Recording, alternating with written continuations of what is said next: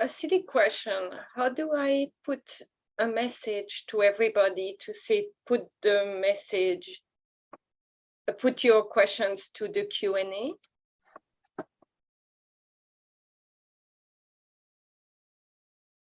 Oh, I can write that to everyone. Okay. I have the message ready. I just don't know how to. I think that Mandy has to give you, so in the chat, you have to choose everyone. But you have to be the host. But I don't have that option. I'll put the, okay. I put here, and maybe someone who has the ability to broadcast it can.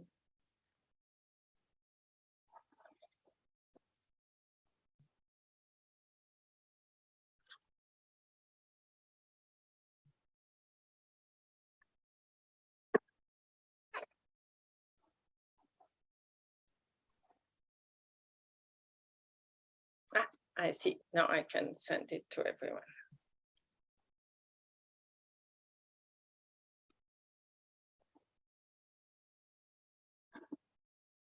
Hello. So we are delighted to welcome Dilip Mookherjee today from Boston University as our speaker. Let me lay out the basic mechanic for the seminar. So the seminar will run for an hour with 15 minutes of Q&A at the end. And there I will open up the mic for selected participants to ask their question live.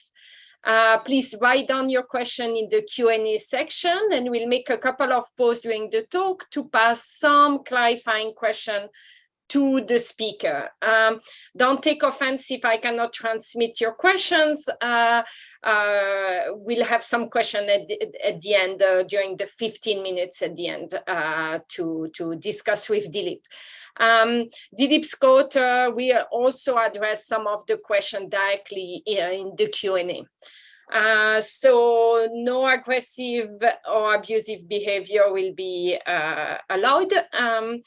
And please remember to follow us on Twitter and live on the YouTube channel. Thank you very much. So I will let Dilip start the seminar, and Kevin, who joined us, will answer some of your questions live. Thank you, Garance. I should mention Rochen also is here, so yeah, both he and Kaivan can answer questions. All right, so let me share my screen.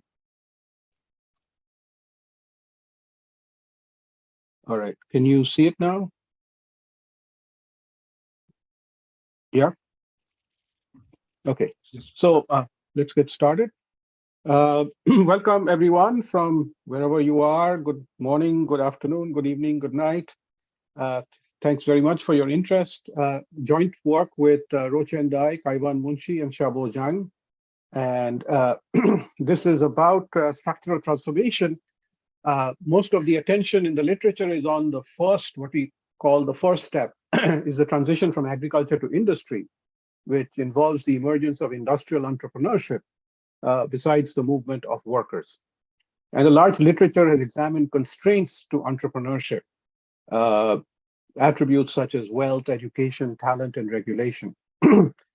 Now, what we are going to focus on is the first stage in conjunction with a subsequent second stage, which features quality upgrading and the transition from domestic production of entrepreneurs to exporting. And the more recent literature on trade and development has identified a very similar set of constraints, wealth, education, talent, etc., in the second transition. And what we are doing in this paper is examining these two successive transitions in the context of China's development experience since 1990. So the first step, it started in China in the 1980s with the establishment of the township and village enterprises, and then accelerated subsequently with private firms emerging in the 1990s. And since then, the proportion of homegrown private firms grew from near nothing in 1990 to over 90% in 2009. So this shows you the blue, the dark blue is the private firms, the number of firms in millions, And you see sort of, goes from nothing to being pretty much the very large majority, almost more than 90% of firms by the late 2000s. And if you look at registered capital, you see pretty much the same kind of story. Well, a decade later, China entered the WTO, and thereafter its exports grew sharply. However, homegrown firms were less dominant in the second transition. So here again, dark blue, you see it's significant. It becomes more significant later, but it's sort of more like 50 to 60%. And a very large proportion is accounted for by foreign private firms.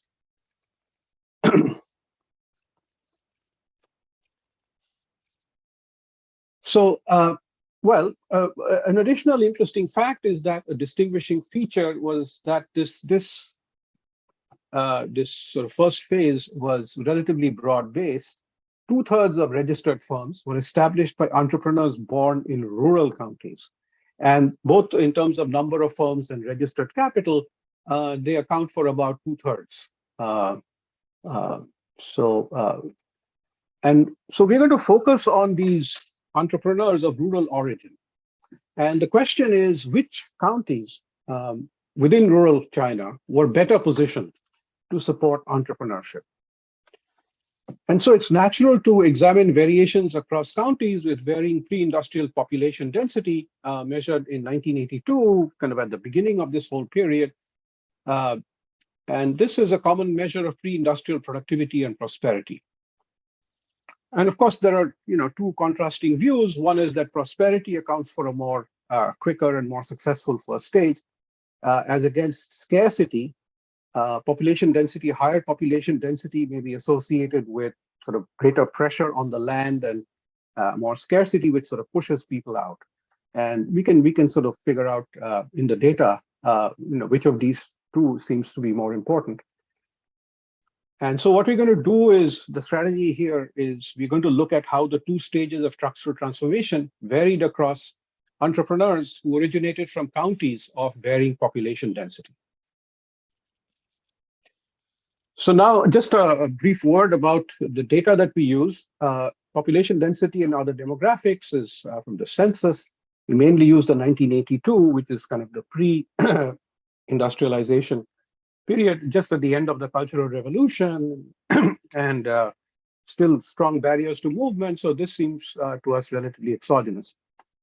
Firm registration. So this is a large part of the database. And here we use the firm registration database, which is the entire universe of registered firms in China, which covers the period from 1994 to 2009. And for our purposes, it's very convenient because it includes the principal entrepreneur's ID, birthplace, and education. So you know where they come from, as well as capital invested. The other important thing about the data is that this is really all firms, including small and medium firms. A lot of the people who work on China work with the so-called above-scale enterprises, and those account for only maybe the top 50% of the firm size distribution. But in terms of the transition into entrepreneurship, most of the action is happening at the low and medium end. So this kind of data set is really very important.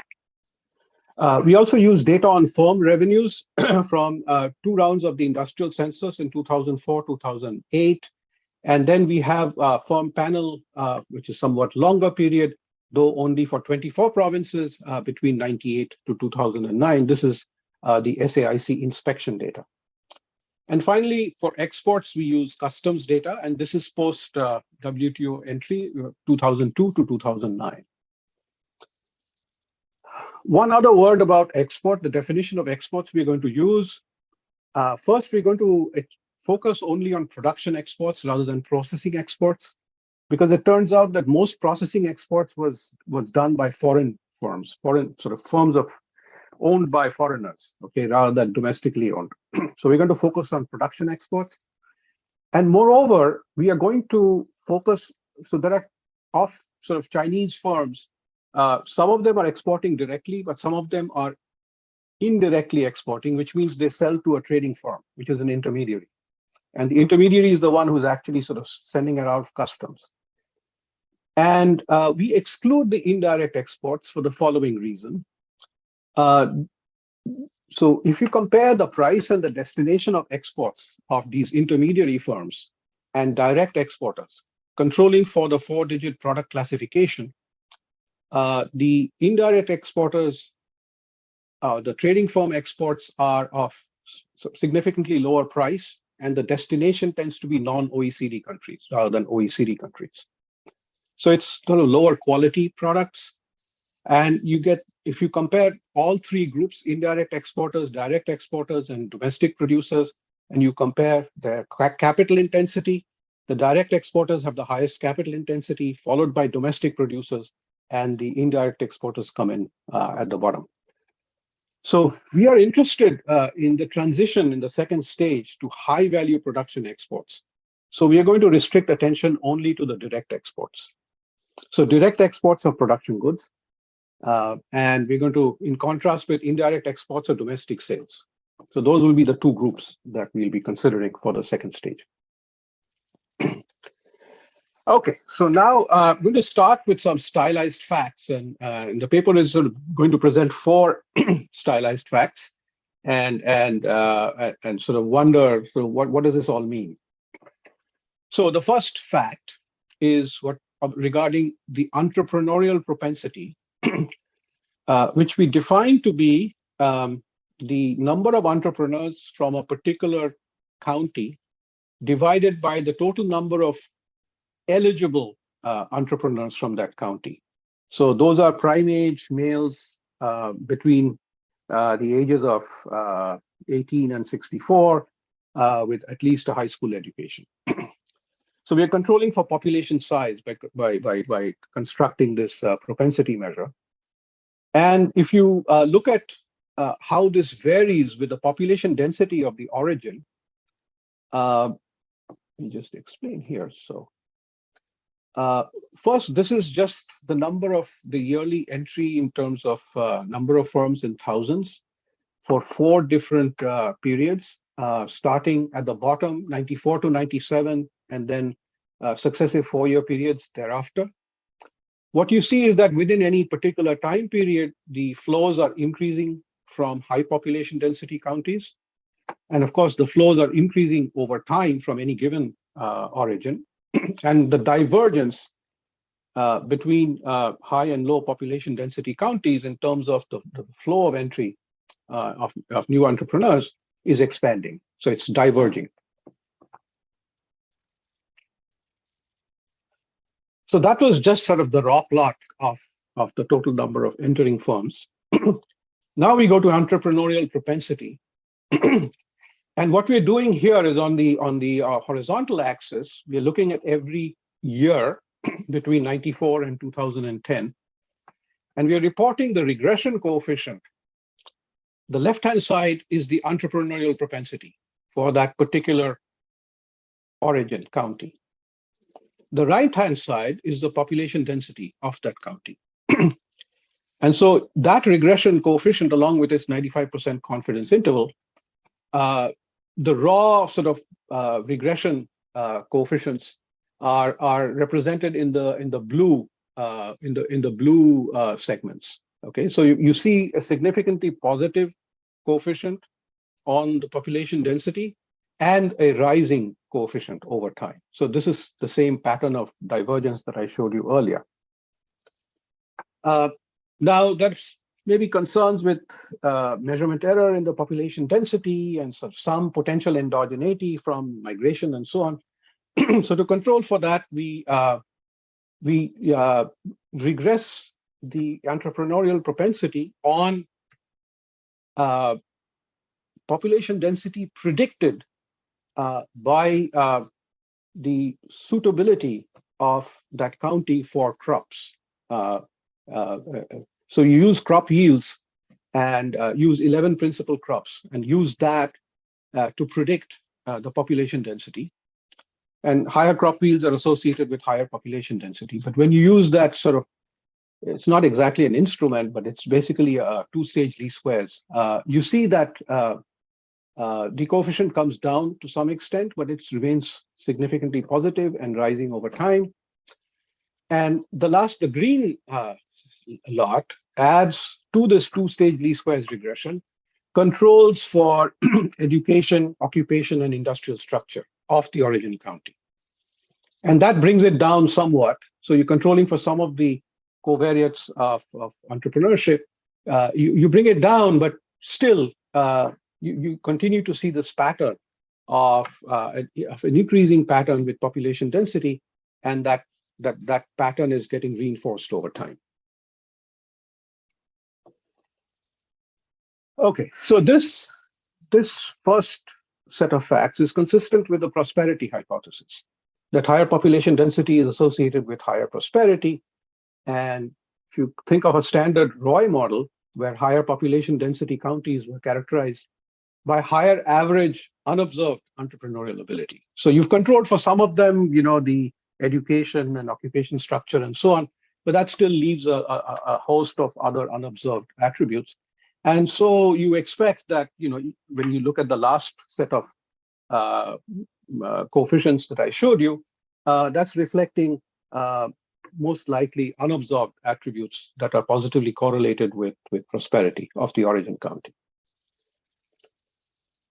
Okay, so what if you accept this interpretation, then you expect to see, especially keeping in mind a Mellett's kind of model, that entrepreneurs from higher population density counties are also more likely to transition to exports after China joined the WTO in the early 2000s. So this is what we investigate next in constructing the export propensity. So the numerator now is the number of firms that are exporting, and the denominator is the same as before. So you expect to see a similar pattern when you regress the export propensity on the origin population density. And here is what we find. So if you just do a plain regression, you see a similar pattern, though the regression coefficient is very small. If you do the 2SLS version of population density on the right-hand side, it goes down a little bit. But then when you add the controls, it actually turns negative. Okay, not statistically significant at 5%, but it's sort of borderline. So in particular, so if you put in the controls in particular and use the predicted population density, the pattern that you saw for the entrepreneurial propensity, the first stage, did not appear in the second stage.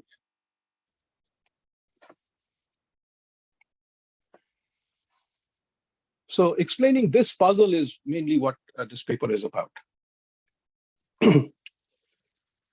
Now, let me sort of throw in a third fact, which is an added complication. If you have the Roy Mellett's model at the back of your head to think about the transition to entrepreneurship, then the way you think of sort of these unobserved ability attributes that increase the likelihood of becoming an entrepreneur, and that higher population density counties should be having a higher value of these sort of positive covariates.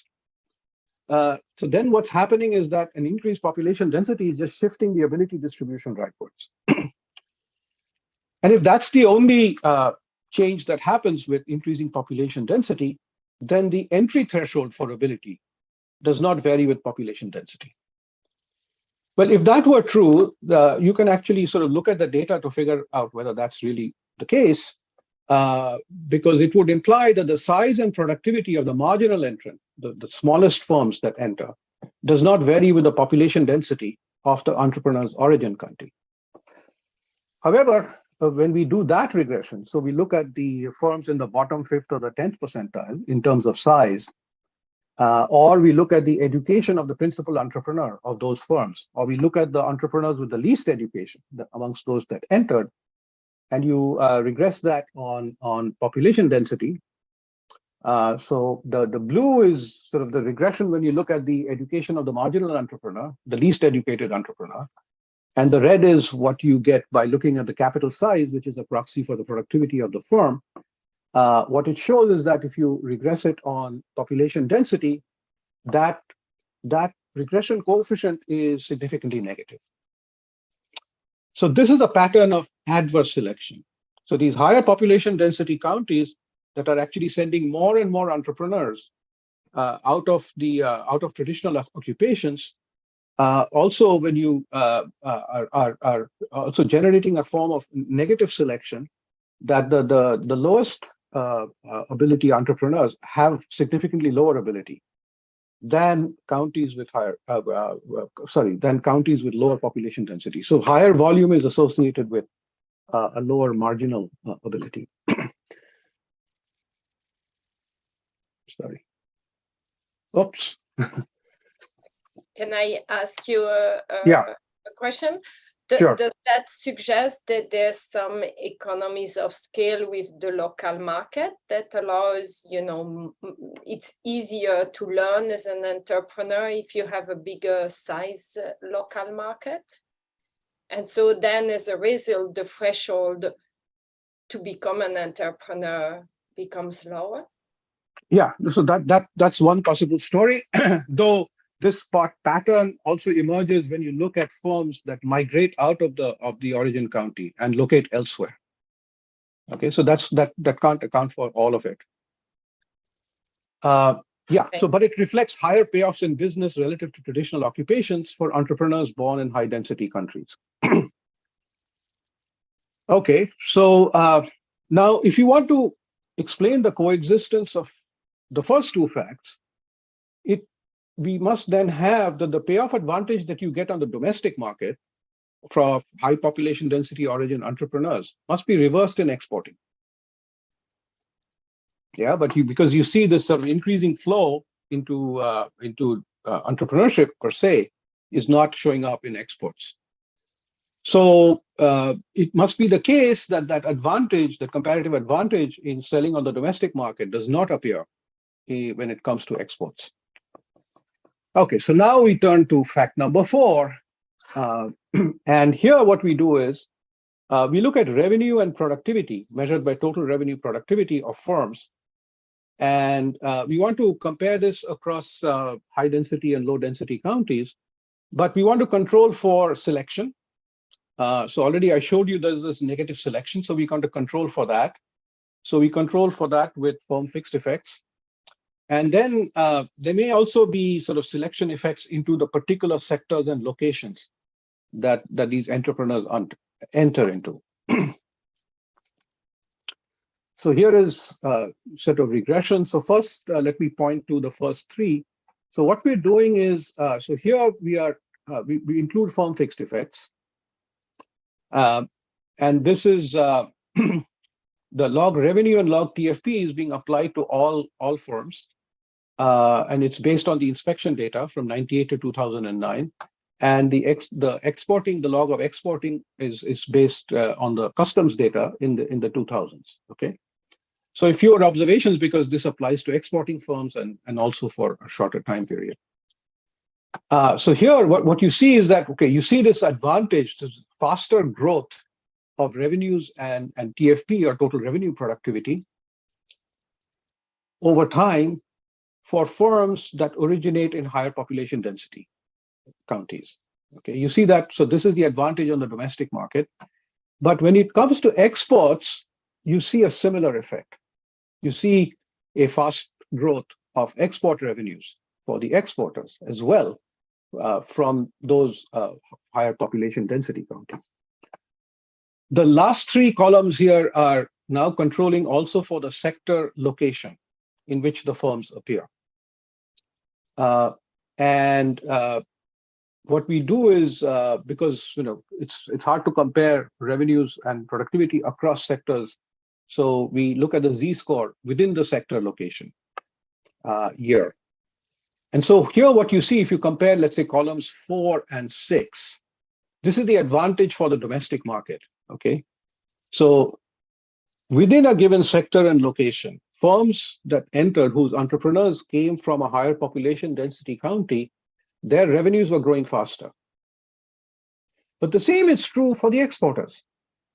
In fact, the comparative advantage seems even sharper when you look at the export revenues. Okay, this coefficient is significantly higher than this. So this is our fact number 4. And so then we have a problem, right?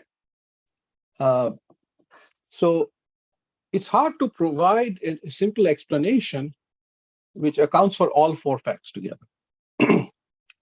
So what we do in this paper is provide an explanation based on network effects and network spillovers between entrepreneurs originating from the same birth county. Okay, so let me now provide you with an outline of our explanation. So to back up a little bit, underdeveloped markets and weak property rights give rise to problems with access to reliable suppliers, capital, insurance, know-how, marketing channels.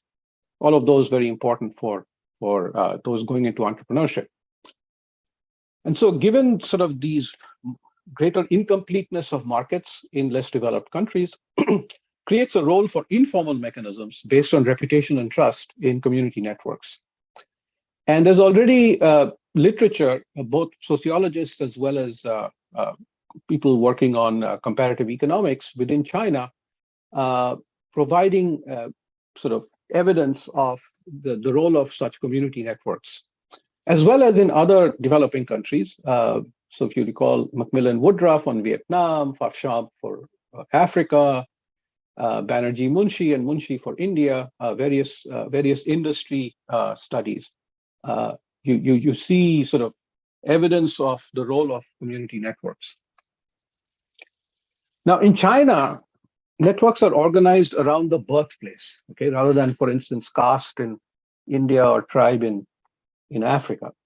For instance, it's common to see chambers of commerce, which in various sort of urban locations, which comprise entrepreneurs from the same rural origin. So this is what we're going to take seriously. And we're going to assume that there are going to be spillovers, productivity spillovers across these networks. The main difference from agglomeration spillovers is that the network spillovers in any given location are going to be restricted to entrepreneurs from the same birthplace. With agglomeration, the spillovers apply to firms just based on destination. All firms at a destination, irrespective of their origin, obtain the benefits of those spillovers. But these community networks, which are based on birthplace, the spillovers are restricted to entrepreneurs at that particular location, only those who originated in the same birthplace. Okay. Now, next is the question, well, suppose these community networks are there, how do they vary with population density of the origin county? And here we're going to assume that higher population density counties are characterized by stronger network ties. And there's a lot of reasons that make this plausible. First, evidence, I'm not going to show you all the tables here. We are writing the paper, so when the paper is written, all this evidence will be there. But let me just tell you, because I need to move on. Networks from higher population density counties exhibit greater trust in neighbors. You see that in the China Family Values Survey, 2010. You can use the registration data to find cross-ownership ties between entrepreneurs of firms. And then by classifying entrepreneurs by their origin, you can identify the extent of cross-ownership homophily. And what we find is stronger cross-ownership homophily among entrepreneurs from higher population density counties. And this is true both for domestic producers and for exporters. And finally, if you believe in sort of these network effects, it typically tends to create a lock-in. The network, there's kind of a horde of people who tend to lock into sectors and locations where the early pioneers from their birthplace happen to choose or end up in. And so you get a pattern of increasing concentration within specific locations and sectors. So we actually verify this by constructing a Herfindahl index of concentration, both across sectors and across locations. And for both domestic firms and exporters, you find a significantly higher concentration. Okay. All right. So Our hypothesis then is that these community network spillovers exist and are increasing in the population density of the origin county. We need one other thing for our story, and that there exist diseconomies of scope. Okay, what do we mean by that? That an entrepreneur that wants to sort of produce for the domestic market, the kind of plant you need to produce for the domestic market is often different from the kind of plant you need for exports. You need two different plants because exports come with a host of sort of additional requirements, which both in terms of capital equipment, control over stages of production, more vertically integrated, and you have to meet export standards. You have to submit to inspections of labor practices and so on that foreign customers quite often demand. So domestic and export plants are often separated. So an entrepreneur who wants to both produce for the domestic and the export market is managing two separate plants, two separate markets he's trying to understand and penetrate. And so management of production for the domestic and the export market at the same time generates a diseconomy of scope because managerial time is limited. And so the existence of these diseconomies of scope encourage entrepreneurs to specialize either on domestic sales or on exports. It's only the very exceptionally able entrepreneurs who can do both at the same time. Now, it turns out in the Chinese data, there are actually three types of firms: domestic producers, pure exporters, and mixed exporters. Okay, let me just show you here. So using the 2004 and 2008 data, the firm census and the customs data, if you look at firms that specialize for the domestic market, those are the most numerous, okay, but those are also the smallest. This is the average log revenue of those firms. The intermediate sort of size is accounted for by firms that are pure exporters, okay, relatively few of them. And then there are at the very high end, so these are the largest firms, are selling both to the domestic and to the foreign markets. So you have these three types of firms. And you need something like this diseconomy of scope to explain the existence of these pure exporters. And you can see here, these pure exporters are of intermediate size. So the marginal exporter is going to be a pure exporter. Okay, so keep that in mind. Okay, so let me go on with the story. And I've just, by the way, in a Melitz model, which doesn't have any scope diseconomies, you can't explain the existence of this intermediate category of pure exporters. So you need to extend the Melitz model to accommodate these diseconomies of scope. Anyway, so we have a formal model, which I won't have the time to present because I have what, maybe 10, 15 minutes left, no more than that. So I'm going to provide a heuristic account here. And, for those of you who want to sort of linger on after the presentation, I'm happy to show you some slides, details of the model. Okay, so again, the first stage, going back to fact one, you have stronger productivity spillovers for entrepreneurs from high population density hometowns. And this results in higher entry flows into entrepreneurship. Okay, that's easy. Now enter diseconomies of scope. That causes most entrepreneurs to choose between domestic production and exporting. Okay, except the very able ones who do both. The marginal exporter specializes in exports. And because this guy is the marginal exporter, must be indifferent between specializing in exports and domestic production. Okay, so now sort of put yourself in the shoes of this marginal exporter. It's got to choose. Do I do exports or do I do domestic production? It depends on the relative profitability of the two. But if I already, there's a very large domestic network, there's a very large number of firms from my home birthplace that's selling in the domestic market. The productivity spillovers are very large if I enter the domestic market, okay? And that's sort of growing exceptionally fast. And if the export network is small, if you just open up to export markets, export networks haven't really built up yet, you get this large domestic network discourages entrepreneurs from entering exports, okay? And we call this the network overhang. Okay, so that explains the title of the paper. It's all about network overhang. So this network overhang can explain why fact 2 and 1 can coexist. And then finally, facts 3 and 4, well, we assume that there are positive spillovers on both the domestic and export fronts. And these explain fact 3. Fact 3 is explained by the large spillovers on the domestic market and the large spillovers of the exporters from the same origin is also going to explain why productivity growth or revenue growth is going to be faster for exporters from higher population density origins. Okay, so this is a pretty simple explanation that ties together 4 facts. So in the time remaining, let me provide some evidence of these network-based spillovers.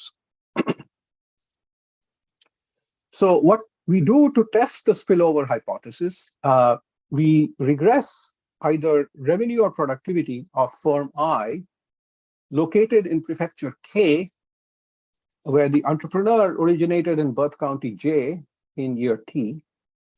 That's the left-hand side. So this is the spillover effect. This is the size of the network lagged 1 period, because it's not the rookies who are going to sort of be helping others. It's the people who have experience who are already there in that particular sector from the origin who are there to help the newcomers. So this is the size of the network, and we weight it by the quality of the network. And the quality of the network is increasing in the population density of the origin. Okay, so PJ is the population density of the origin. So the effect of population density is measured by this coefficient theta P. And then we put in controls for capital size and its growth, and we include firm fixed effects.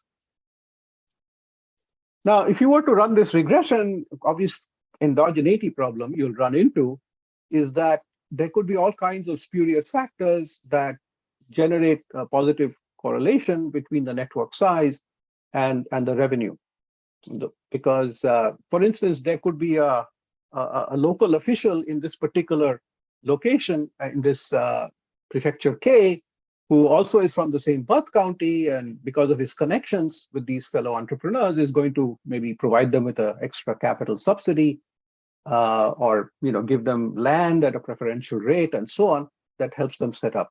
So then that brings in more entrepreneurs from your birth county, all those goodies, but that also helps generate more revenues. But that doesn't really, that's not a genuine productivity spillover. So to deal with that, we construct a shift share instrument for the lagged network size using a strategy similar to the recent paper by Imbert and his co-authors to predict labor migration spillover effects. So we instrument for the lagged network size using predicted agricultural income shocks in the origin county for the previous 5 years. And this is constructed as follows. So you take the 11 major crops that account for more than 90% of cropped area in China.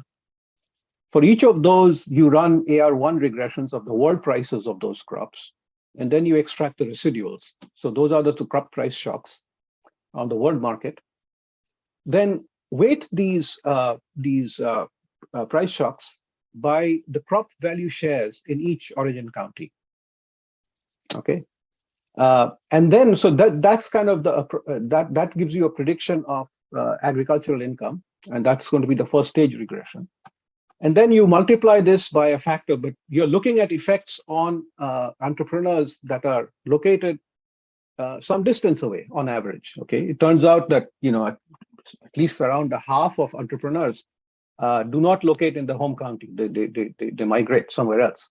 So we multiply by a factor which is decreasing in the distance between the origin J and the location K. So this is sort of the agricultural income shock that pertains to a prediction of the migration of entrepreneurs into location K from origin J. And we use this for the last 5 years. Now, in addition, there may be concerns for sector location selection. So for instance, entrepreneurs from high population densities may have some preferential advantage in entering particular sectors or locations where revenues or productivity are growing faster. So to overcome that, we are going to look within sectors and locations. Okay. And this is also helps us control for agglomeration effects as well as local infrastructure provided by local governments and so on. And so the outcome variable is going to be a within sector location z-score. Okay. So this is going to generate a two-stage least squares regression, which is going to show how total revenues and export revenues relate to the lag network size, okay, which is predicted in the way that I just described. And we control for firm fixed effects as well as initial capital. So here are the regressions. And so first three columns are OLS regressions for, again, these are all firms, and these are the exporters.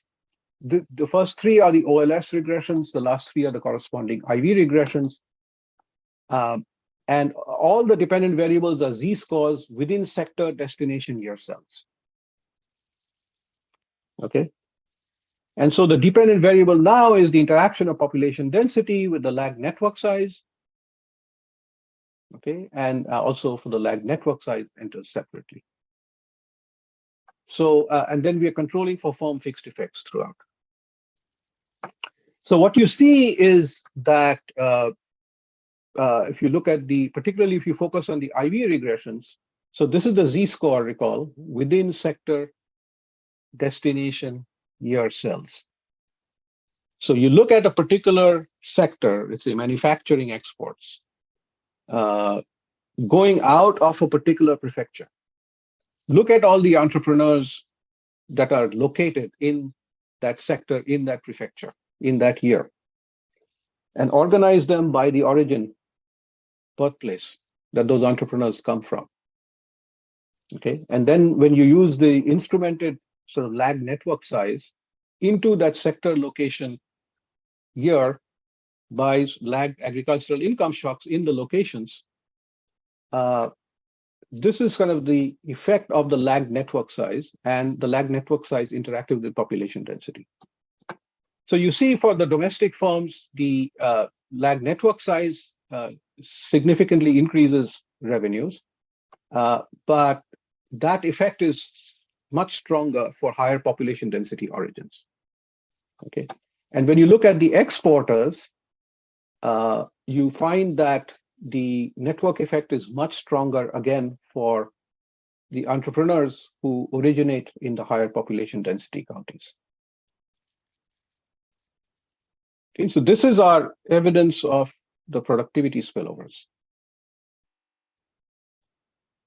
That's the basis of our explanation of the first four facts. So I think I'm just out of time. 2 minutes. All right. Can I have 2 minutes to conclude? Yes. Yes. Okay. So now the exclusion restriction for the IV regression is invalid if the lagged price shocks affect wealth, unobserved wealth. However, the first stage results show that a higher network size results from negative crop income shocks. So therefore, the IV estimates of the network benefits are, if anything, downward biased. Okay, so we are not particularly worried about it.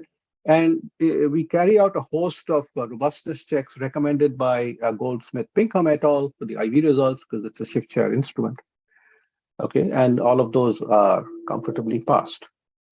So what the rest of the paper does is we have a model that formalizes this network cum scope diseconomy hypothesis and how it explains the four facts. And we focus on this network overhang effect that I referred to. And the network overhang effects sort of tells you something about the network dynamics. And we are able to quantify the effects of counterfactual changes in network effects. So if we want to sort of lower the domestic network effect, or we allow China to enter the WTO earlier so that the export network has more time to grow. And I don't have time to show those. Okay. Well, advancing the date of China's accession to the WTO to earlier years, for instance, 5 years earlier, assuming that the estimated export market sizes would have been the same as post-2002, would have resulted in a doubling of the number of exporters 8 years later. Because essentially what this does is that sort of China enters the WTO at a time when the domestic network hasn't grown that much. So the domestic network overhang is smaller. So to conclude, we provide evidence and reasons for how a fast first stage of structural transformation may retard in the subsequent stage, transition from domestic production to high-value exports. And it's based on a combination of network effects and diseconomies of scope.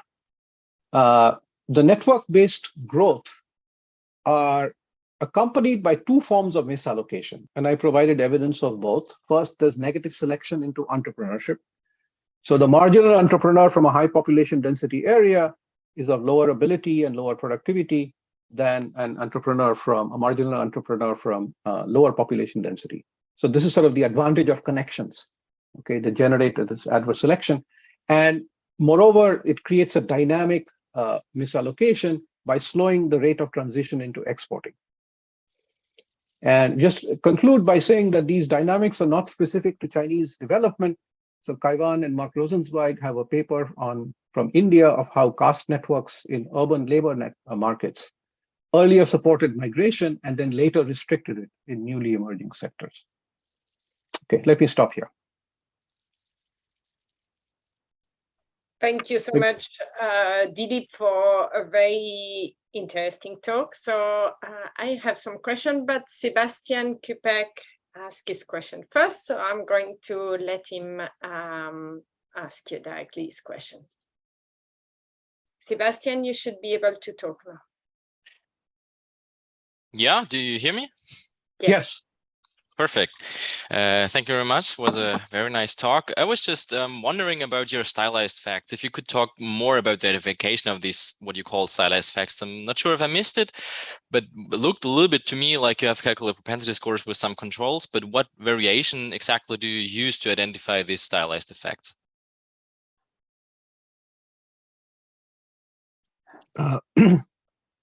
We're using variation in the population density. So that's on the right-hand side. So you're looking at, let's say, stylized fact number one was about the flow of entrepreneurs divided by the set of potential entrepreneurs from a particular origin county. So that's the entrepreneurial propensity. And for any given year, we look at how that propensity varied with the population density of the origin county. And we did this by either, predicting the population density. So the right-hand side replaces the actual population density with a predicted population density predicted on the basis of sort of FAO crop yield data and crop suitability. And the other was we added some controls for education and industrial and occupation structure of the origin county. Does that help?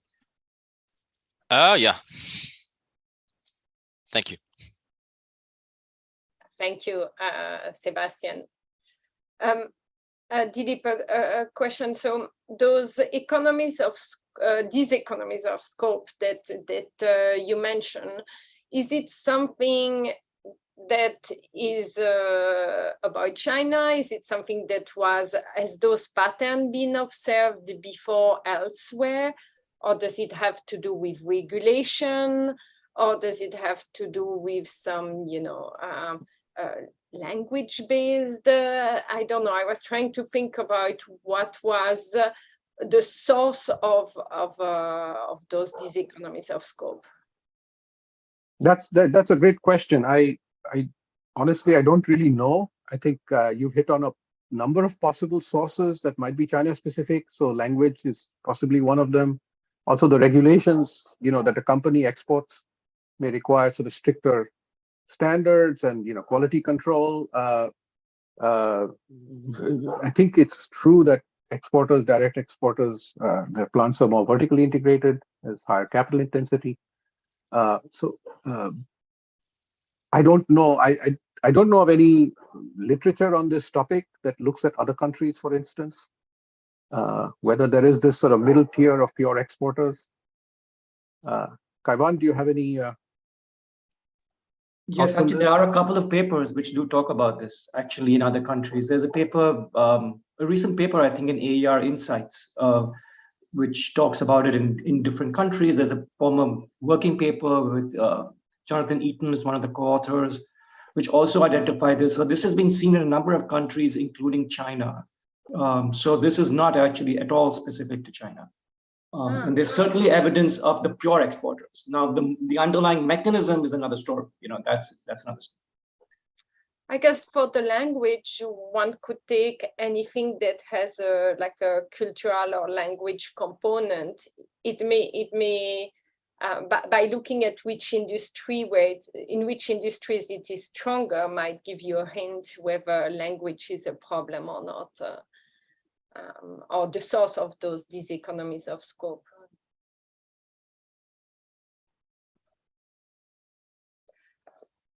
Anyone has a question? Karen? Yeah. So sorry if I missed this in the beginning. I would have thought that kind of the first order way that population density affects kind of entrepreneurship would be through or affect kind of output would be, and therefore entrepreneurship would be through the labor market. And so rather than the entrepreneur networks. And so I think I'm missing like something key here. So maybe if you can clarify. Yes. So, yeah, I think there is evidence of network effects when it comes to the movement of workers. Now, that may account for part of the spillover effects. So the spillover effect could incorporate sort of preferential access to workers. So you may, for instance, be able to screen workers better from your own county. And if it is the case that the entrepreneurs are sort of going to sectors and locations where the workers are also going, then, and this is sort of greater for population density counties, higher population density counties, then the labor migration network effect may be part of what constitutes the entrepreneurial spillover effect. In my own experience, I think those from China may be better informed about this. I remember asking a number of entrepreneurs that I met while visiting China, and they said, yes, there are labor network effects, but the workers here come from a different place from where we come from. So I'm not sure to what extent that is really true, that the origin and the location of the entrepreneur flows are the same as those for the labor flows. But that's a potential channel. Giacomo? Thanks, Dilip. Just a couple of questions, maybe. One is the network size or the network size of exporters versus importers that matters, or importers or just domestic producers? Right. So this idea that the network, past network, is important because of these economies of scope.